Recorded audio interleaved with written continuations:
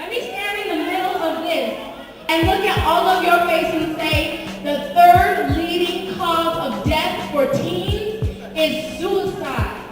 That means people choosing not to be here anymore. And I imagine most of y'all know somebody who maybe went this route or thinks about going this route. And imagine if we had 5 minutes to listen to that person, that would be 50 more years on their life. 5 minutes for 50 years. I think it's pretty worth it. And you need to too, because you don't deserve to have people around you dying because they're hopeless. Help them find hope. Be responsible for those around you. Understand that you can affect change.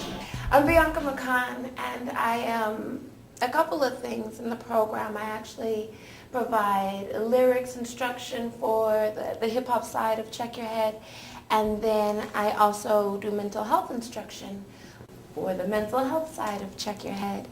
And so I just try to kind of bring facilitation to both sides of the curriculum and the real world application to it. I love that Check Your Head goes to where the students, where the youth, where the population is.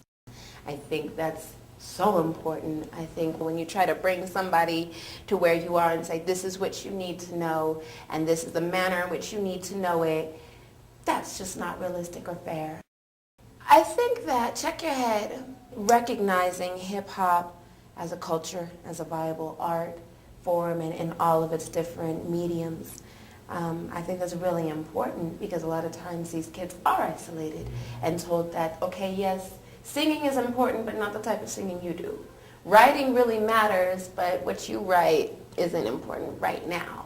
It matters after school.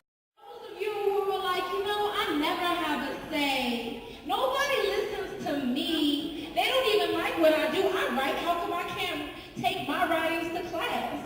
This is the class for you. We care what you say. I mean, in math, of course you can. It's not time to express yourself. It's math. 2 + 2 = 4 all the time. But in a class like this, your answers are the correct ones.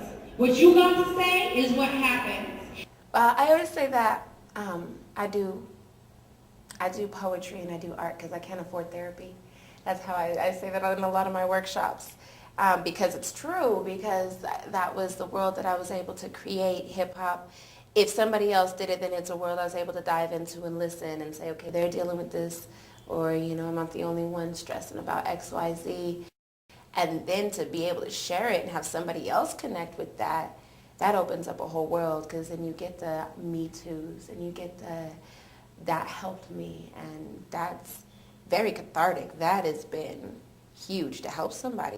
With Check Your Head, I could talk about, scenarios right now where I've got one of my gals is,